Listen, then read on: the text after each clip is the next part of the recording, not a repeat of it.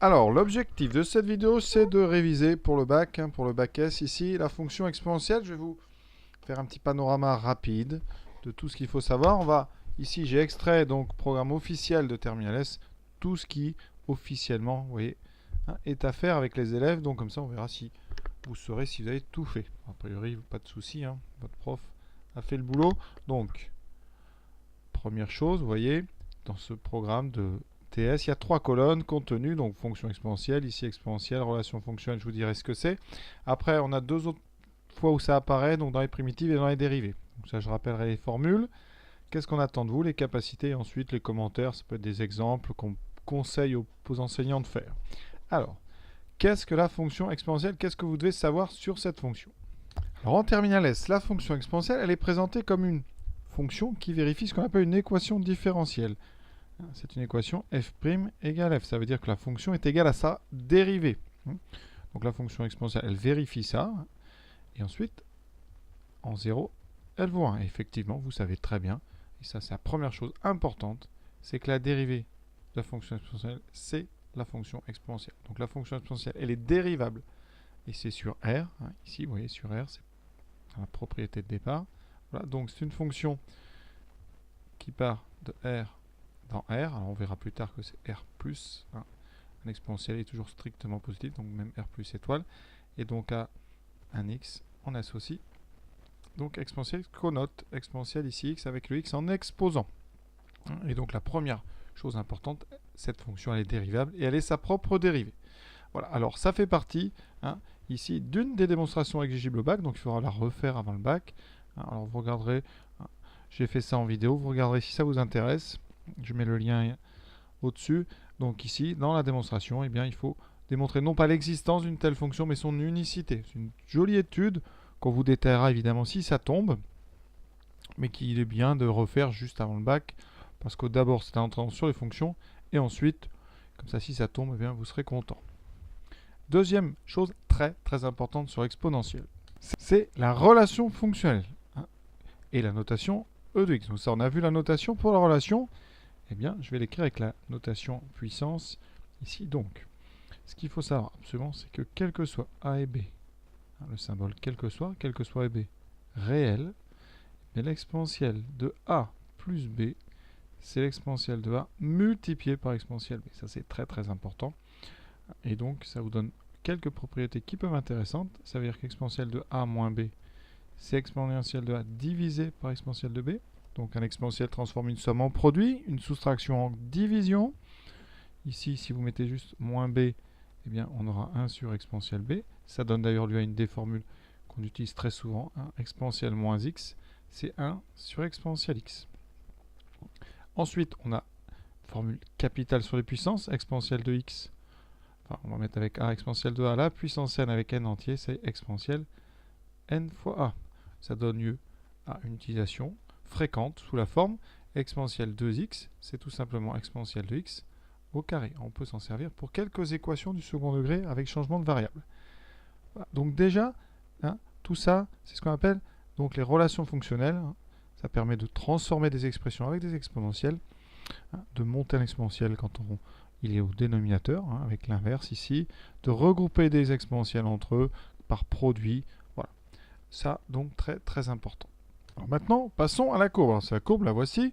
Alors, vous la connaissez, il faut la connaître vraiment par cœur. Alors, les choses à signaler. L'exponentielle, ici, donc en 0, ça vaut 1. Ça, on l'a déjà dit par définition.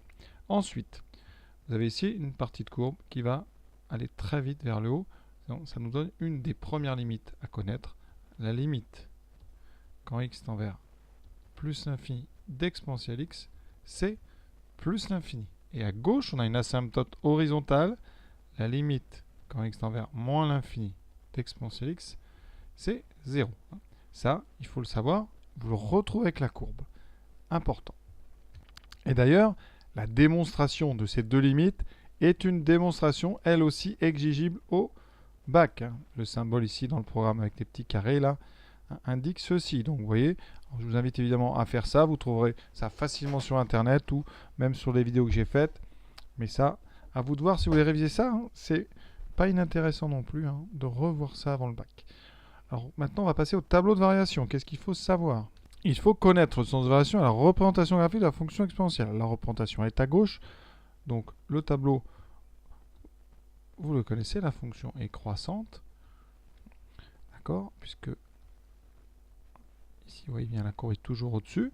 On peut démontrer, ça a été fait normalement lors de l'année, on doit vous démontrer que l'exponentielle ne s'annule jamais, et qu'ensuite, eh bien, il est toujours strictement positif.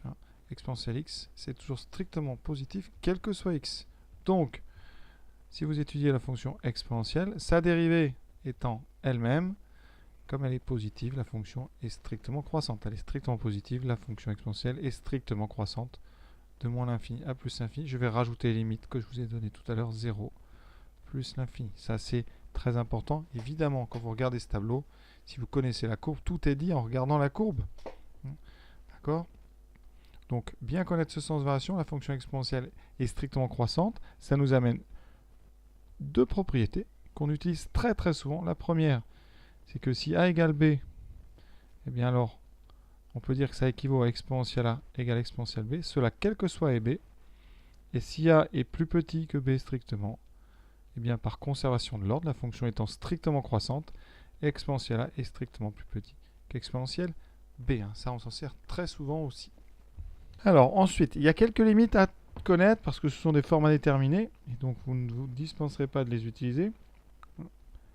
Au programme, la limite quand x tend vers plus l'infini d'exponentielle x sur x, on a plus l'infini sur plus l'infini, eh bien on sait que c'est l'exponentielle qui va l'emporter.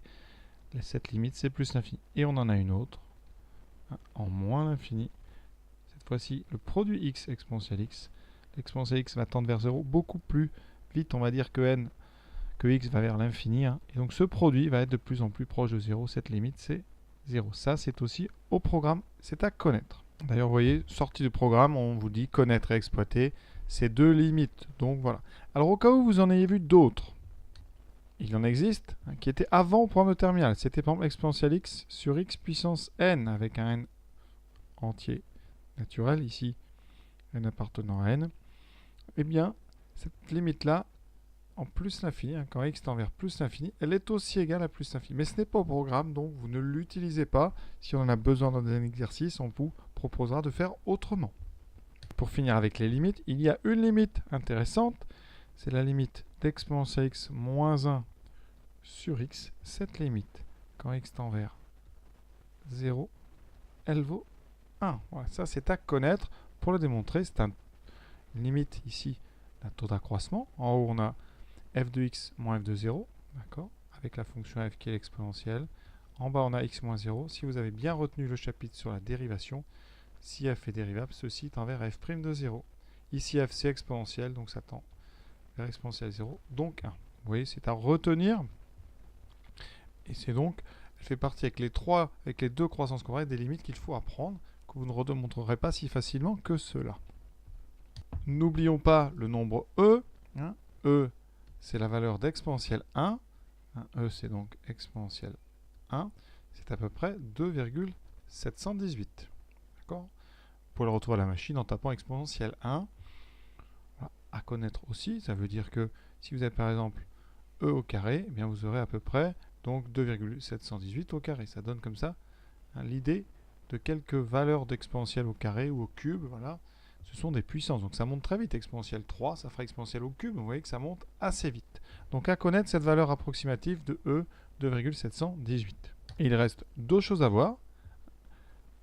Les dérivées d'une fonction du type exponentielle u avec u dérivable. Eh bien, la dérivée d'exponentielle u, vous devez apprendre que c'est u' e de u. Ça donne lieu à une dérivée que je trouve pas importante, qui retombe très souvent. Si par exemple je prends la fonction f de x égale exponentielle moins x, quand on dérive cette fonction, elle est tout à fait dérivable. On applique la formule précédente avec u de x égale moins x, donc on aura ici u' qui vaut moins 1. Donc on aura moins exponentielle moins x surtout, vous ne l'oubliez pas. Et donc, plus généralement, si on a une fonction du type exponentielle ax, avec a un réel, eh bien la dérivée, c'est a fois exponentielle ax. D'accord ? Ensuite, les primitives avec des exponentielles, eh bien c'est la même chose.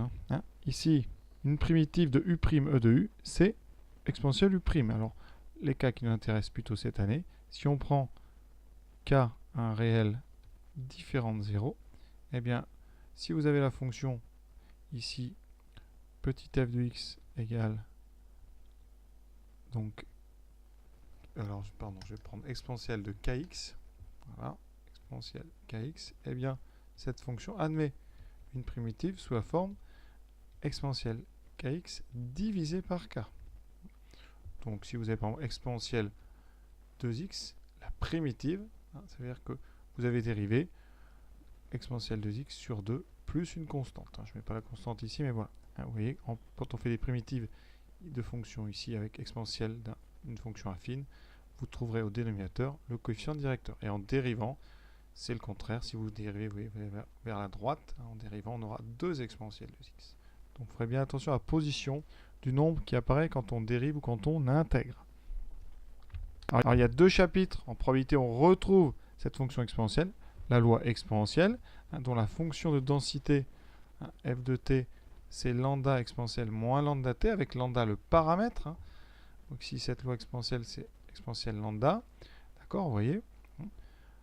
Et ensuite, une loi normale où la fonction de densité, c'est 1 sur racine de 2pi exponentielle moins t carré sur 2. Hein. Vous voyez, à chaque fois, alors dans le premier cas, on a une exponentielle avec une fonction affine.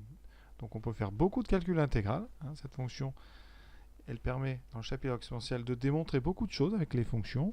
Donc ça peut être l'objet de plein d'exercices. Hein. Et la loi normale, elle, eh bien, vous voyez, cette fonction de densité, c'est un exponentielle moins t carré.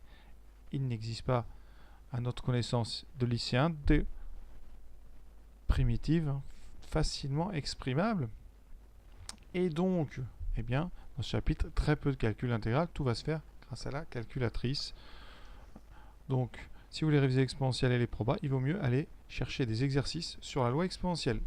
Pour la loi normale, la fonction densité sert assez peu, puisqu'on n'a pas les moyens d'étudier cette fonction, si ce n'est la dérivée, mais au niveau de l'intégration, on n'arrivera pas à faire des calculs d'intégrale avec la loi normale. Donc la loi exponentielle, vous voyez, le panorama, vous avez tout ça à savoir. Le programme, vous voyez, c'est ça. Il n'y a rien de plus. Alors, évidemment, on peut avoir des fonctions exponentielles U assez compliquées, avec des quotients, avec des racines carrées, voilà, des choses comme ça. Mais ça, c'est les formules de dérivation qu'il faut apprendre en dehors de ce cours-là. Donc, vous avez plusieurs types de formules. Hein, les formules avec les limites, donc croissance comparée, ça, dès que vous avez des limites, évidemment, il faudra y penser. Ensuite, toutes les relations fonctionnelles, ici avec surtout la principale exponentielle de a plus b égale exponentielle de a fois exponentielle b, ça c'est vraiment presque le plus important. Alors, les choses vraiment qui définissent sa fonction, donc son domaine de définition, hein, c'est variable sur r, vous voyez la courbe est sur tout r. Ensuite, cette fonction exponentielle, elle est strictement positive quel que soit x, donc vous voyez la courbe est au-dessus de l'axe, donc il n'y a rien en dessous de l'axe, voilà. Elle est sa propre dérivée, en 0 ça vaut 1. Une dernière chose, si on trace la tangente ici en 0, c'est une tangente qui est assez connue, c'est la droite d'équation y égale x plus 1. D'accord? C'est une parallèle ici à la première bisectrice. Donc ça peut être intéressant pour la tracer. Quand vous êtes ici au niveau du 1, on est sur une direction parallèle à la diagonale en fait de votre repère. Je pense avoir à peu près tout dit sur exponentielle, comme ça rapidement, il ne faut pas que ça traîne. Le but est de faire une révision vraiment rapide et de vérifier que vous avez tout bien révisé pour le bac. Voilà, je vous souhaite une bonne fin de journée, bonne continuation dans vos révisions, à bientôt.